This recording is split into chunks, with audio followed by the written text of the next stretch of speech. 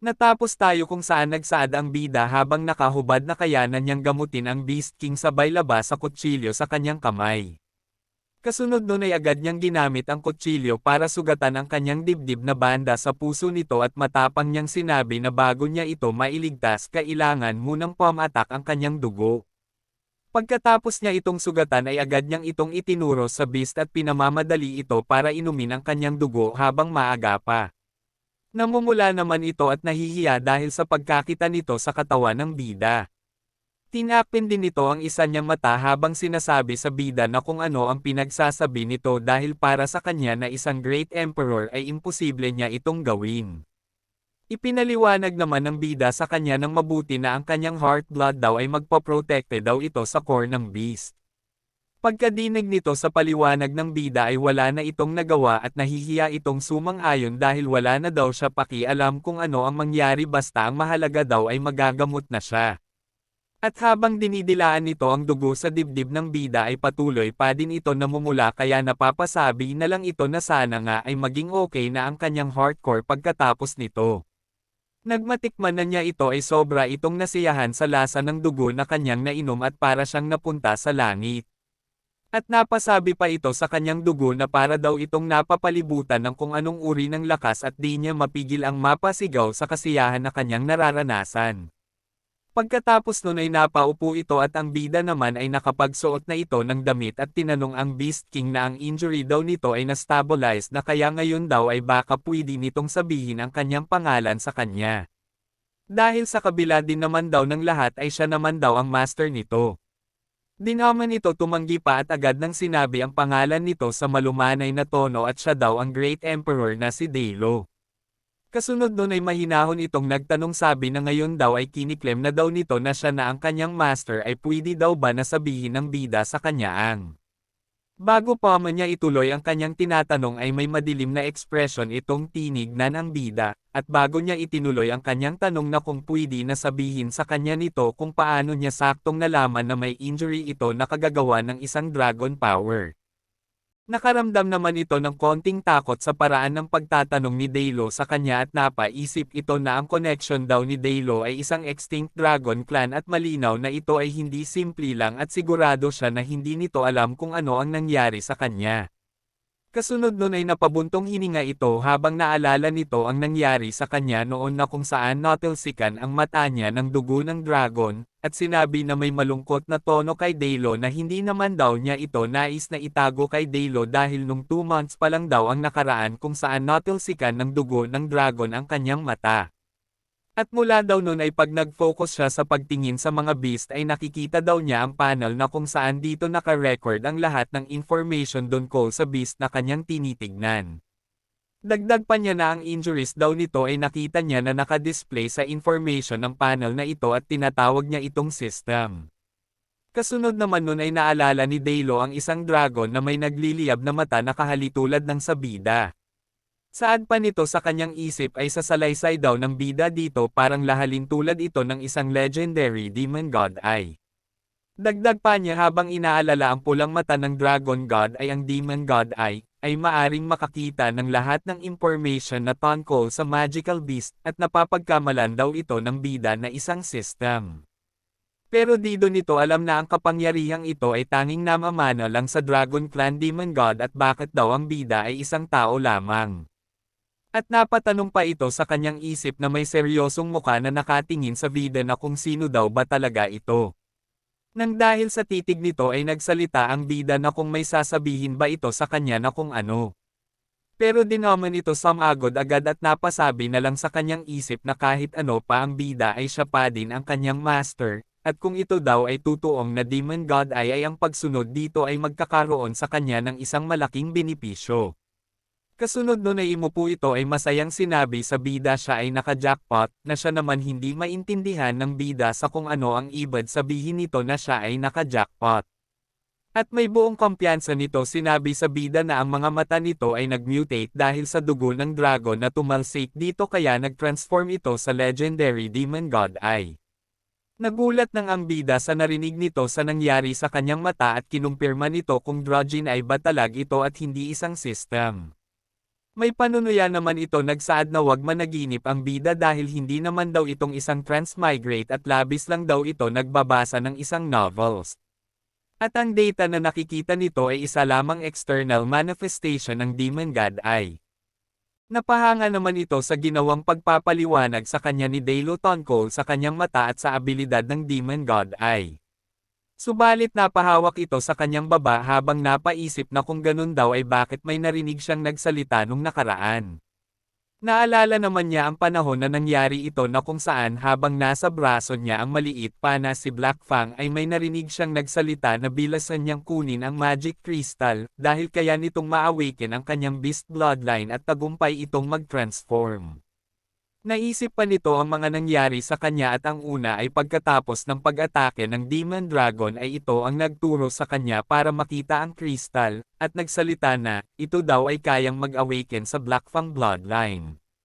At nung ginaganap daw ang Azure Dragon Trial ay pinakain niya si Black Fang ng crystal para ma-awaken nito ang kanyang bloodline.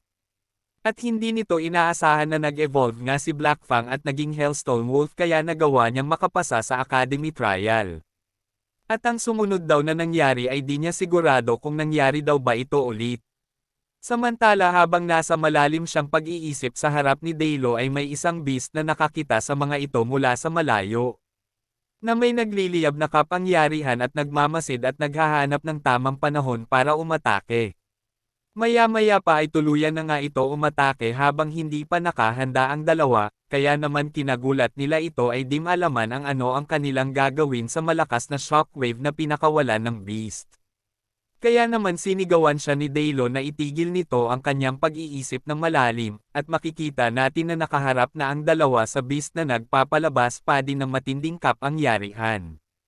Maya-maya pa ay nakilala na ito ng bida at ito daw ang beast na naghulog sa kanya sa bangin at ang pangalan ng beast na ito ay Lava Lion Tiger Beast. Habang nakaharap sa malakas na presensya ng beast ay napasabi ang bida na di niya akalain na hahabulin nito siya hanggang dito. Di naman nila inaasahan na bigla aatake ang Lava Beast sa kanila, buti na lang ay nakaiwas sila kahit na papaano, pero ang bida ay nawalan ito ng balanse sa pag-iwas kaya napapatumba na ito sa sahig. At nang makasandal na siya ng tuluyan ay napamura ito dahil nangangalit ang mata ng beast na nakaharap sa kanya, at handa nang magsagawa ng atake tungo sa kanya, subalit di napapansin ng bida na may namumuon aura sa likod nito. Kasunod nun ay mabilis itong umatake sa Lava Beast na siyang nagawang magpatihil dito para umatake at napahiyaw ito sa sakit ng atake na kanyang natanggap. Sa nangyari labis itong kinagulat ng bida dahil sa sobrang bilis ng atake na yon ay hindi niya ito namalayan o makita man lang dahil sa bilis nito.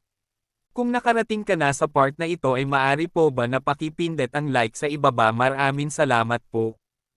At ang mabilis pala na umatake na yon ay walang iba kundi si Dalo at napapatawa ito dahil kahit siya daw ay may injured ay siya pa din daw ay isang emperor at hindi siya dapat nitong i-provoke.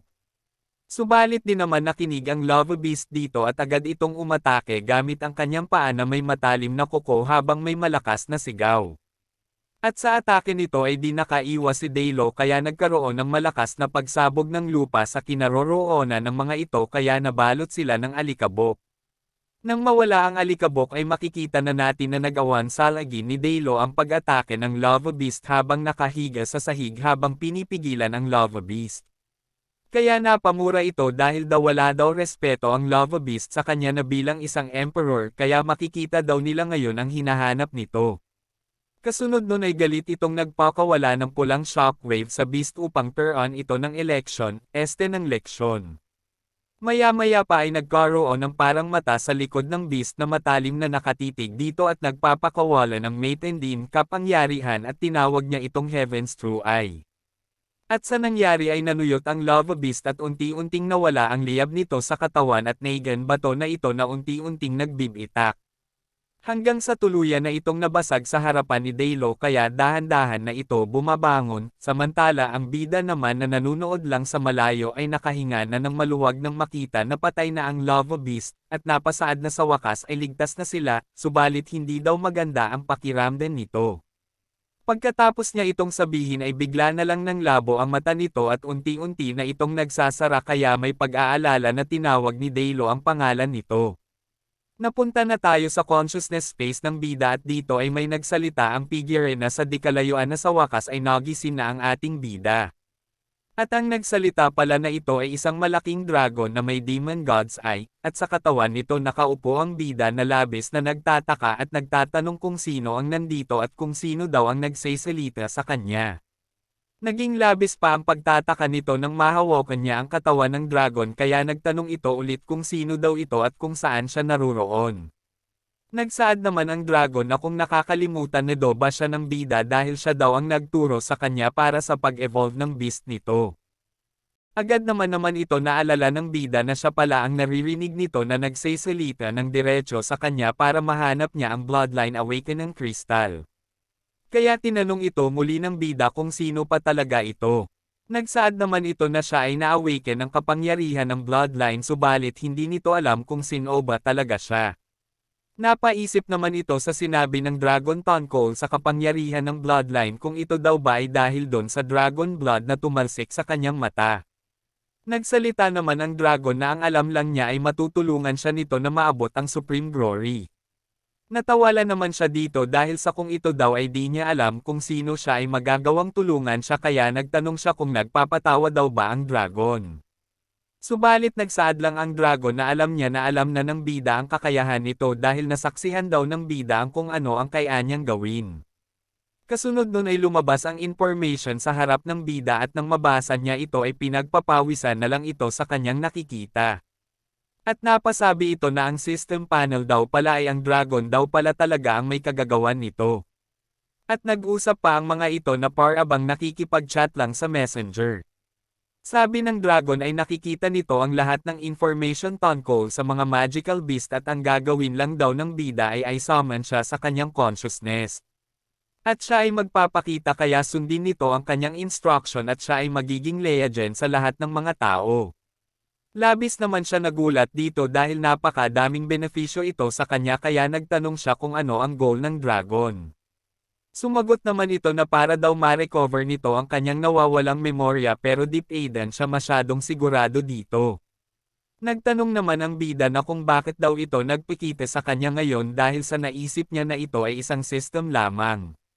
Nagsaad naman ang dragon na dahil sa ang lakas nito ay tumataas kaya ang kanyang mental connection ay na-stabilize niya, at ngayon daw na dalawa na ang na-contract nito na beast ay oras na para siya ay magpakita. Binago naman ng bida ang usapan at nagtanong kung paano nila tatapusin ang kanilang usapan. Sumagot naman ito na ang kinalalagyan nila ay ang kanilang pinagsamang consciousness kaya kinuha na niya itong pagkakataon para magkita silang dalawa. Nagtanong pa ang bida kung siya ba ay patay na.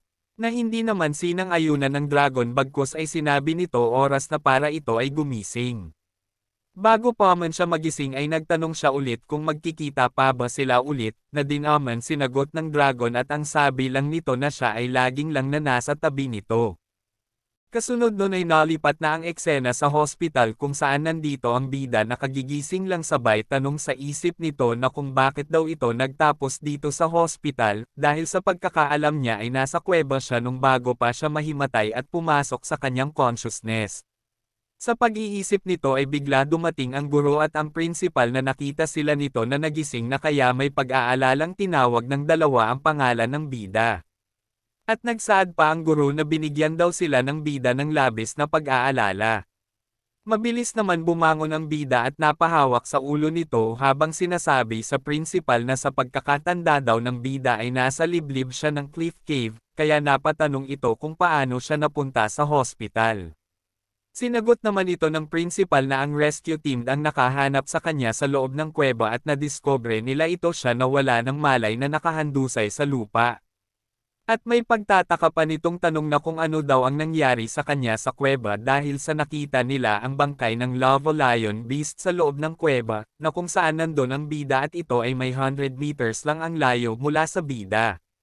Napangiti naman ito habang pinagpapawisan ng malamig, at sinagot lang ng pabalang ang principal na siya na daw mismo ang nagsabi na siya ay walang malay kaya paano daw ba niya malalaman kung ano ang nangyari doon sa kuweba. Dagdag pa niya na hindi naman daw siguro na pinanghihinalaan nila siya na isang one-star Beastmaster na muntik nang mamatay ay magagawang makapatay ng isang Lava Lion Beast. Napaisip naman ang principal sa sinabi ng bida dahil sa tama naman daw ito sa kanyang sinabi kaya baka daw siya ay labis lang na nag-iisip ng sobra. Kasunod nun ay team na sinabi nito na wag nang mag-alala ang bida dito, sa kadahilanang ang kanilang academy ay iimbestigahan ang nangyaring aksident para mabigyan ito ng sapat na paliwanag sa mga nangyari. Napangiti naman ito at sinabi na nagtitiwala daw ito sa principal sabay hawak sa kanyang ulo na abang nahihiya. Nagsaad naman ang guro na siya at si Merong Zinzin ay parehong binigyan ng S dagdag na rating at higit pa doon ay nagawa nila na mabreak ang record sa kanilang Yinanshan trial. Kaya naman mag-focus ito sa kanyang pagpapagaling at maghanda ito sa paparating na freshman ranking na gaganapin isang buwan mula ngayon. Kasunod nun ay umalis na ang dalawa at habang papaalis ito ay biglang umilo ang kamay ng bida. Maya-maya pa ay lumabas mula dito si Daylon na medyo kinagulat ng bida dahil napapaisip daw siya na kung saan ito napunta, at di naman niya akalain na nagtatago lang ito sa kanyang beast crest. Tinawag naman nito na brat ang bida dahil sa pinainom daw siya nito ng kanyang heart blood kaya nahimete daw ito dahil sa kawalan ng dugo. Naaalala pa nito ang pagdating ng rescue team sa tamang oras at di daw nito gusto na ma-discover siya ng iba pang mga tao kaya siya ay nagtago na muna. At tinanong pa niya ang bida tungkol sa sinabi nito na siya ay nahulog sa cliff at kung totoo ba na ito ay isang aksidente lamang. Napatawa naman ito dahil hindi daw ito aksident at mula pa sa simula ay alam na nito kung sino ang nasa likod ng kanyang pagkahulog kasabay nun ay naalala niya ang pagmamuka ng kupol na si Wang Yan. At habang patuloy na inaalala ang nakakainis na pagmamuka ng kupol na si Wang Yan ay kanyang pag-alit na sinabi na saan gayon oras daw ay hinding-hindi na niya ito pakakawalan pa. Hanggang dito na lang muna ang ating video at kung nagustuhan mo ang video na ito ay palike naman po ng ating channel para ganahan ang kupol na ito, at pa-subscribe na din at pindutin ang notification bell para updated ka sa susunod na episode. Maraming salamat po.